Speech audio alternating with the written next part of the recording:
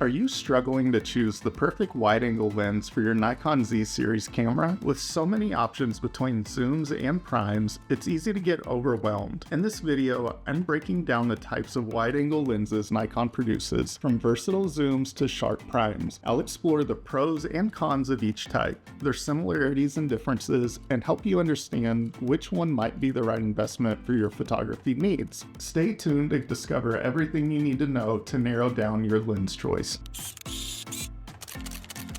If you're serious about expanding your photography toolkit, a wide-angle lens should be high on your list. But why invest in one? Wide-angle lenses are lenses that have focal lengths of 35mm or less and are perfect for capturing expansive scenes, making them a go-to choice for landscape photographers. They allow you to fit more into the frame, whether you're photographing vast mountain ranges, sweeping cityscapes, or even interiors where space is limited. But it's not just about fitting everything in. Wide-angle lenses can also create dynamic perspectives that add depth and drama to your images. They emphasize the distance between objects, making the foreground more prominent and creating a sense of scale that can't be achieved with other lenses. This makes them ideal for architectural photography, landscapes, Milky Way photography, and creative compositions where you want to guide the viewer's eye through the scene. In essence, a wide-angle lens opens up new possibilities, allowing you to capture the world in a way that feels grand and immersive. Whether you're shooting for work or just exploring your creative side, it's a versatile tool that can transform how you see and capture the world. Let's first jump into the wide-angle zooms. When it comes to wide-angle zoom lenses, there are some clear advantages and a few trade-offs to consider.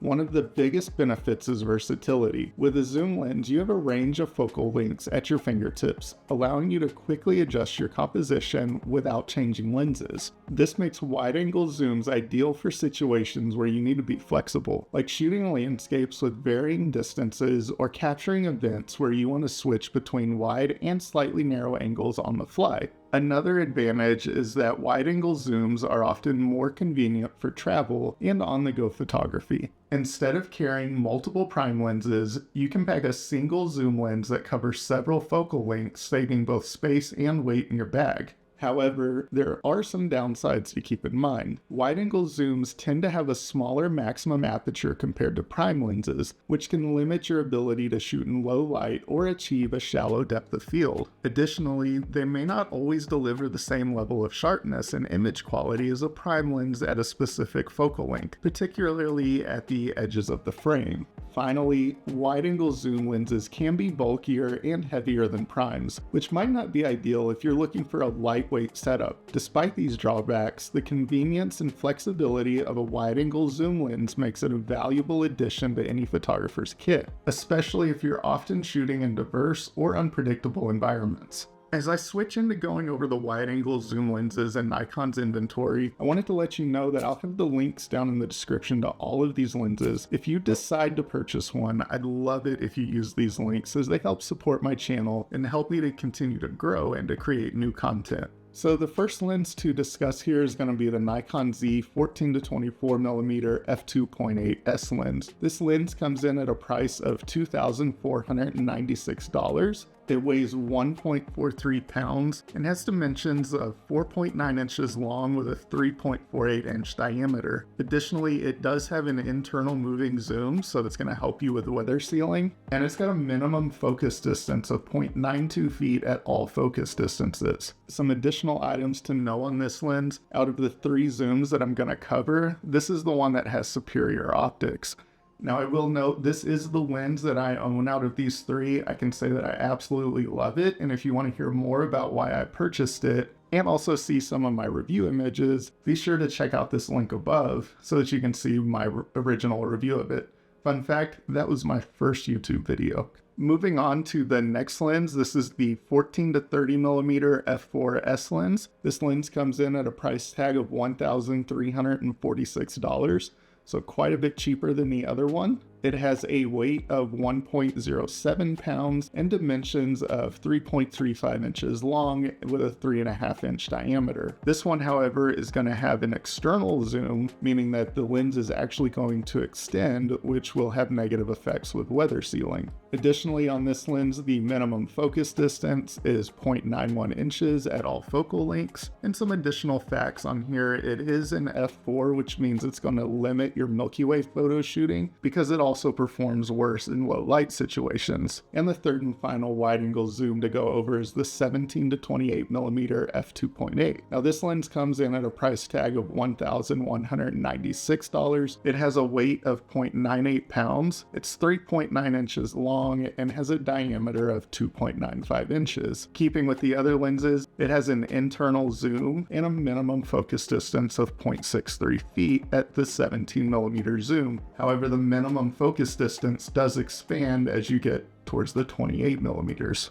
And some additional facts on this lens: you'll notice it doesn't get quite as wide as the 14 millimeter, but does go a little bit further in the opposite direction to the 28 millimeter range. This lens is definitely targeted towards the video market. As you go through Nikon's marketing material, you can pretty much see that. And another additional fact to know on this lens is that it has no manual or autofocus switch, which is just something to be aware of if you're used to shooting in manual mode and using that switch. Now, there is some speculation online. I'll let you go Google this to read more about it, but there's a lot of speculation that this is just a Tamron lens that has been rehoused and now sold as a Nikon lens. So I won't go too much into that as I don't know a whole lot about it, but there are several articles out there that you can go read to learn more. If you're passionate about capturing stunning photos and want to stay up to date with the latest in camera gear, shooting techniques, and editing tips, hit the subscribe button now. Join my community and take your photography skills to the next level with my in-depth reviews and expert advice. Don't miss out and subscribe today. Moving on to wide-angle primes, these are a favorable lens among photographers who value image quality and simplicity. One of the biggest advantages of a prime lens is its superior sharpness and clarity. Because primes are designed with a fixed focal length, they often deliver better edge-to-edge sharpness and less distortion compared to zoom lenses. This makes them ideal for capturing highly detailed shots. Another advantage is the typically larger maximum aperture. Many wide-angle primes offer apertures as wide as f.8, which is excellent for shooting in low light and achieving shallow depth of field. This gives you more creative control over your shots, allowing you to isolate your subject with beautiful background blur while still capturing a wide scene. However, the fixed focal length of a prime lens can also be a limitation. Without the ability to zoom, you'll need to physically move closer or further away from your subject to compose your shot, which isn't always practical.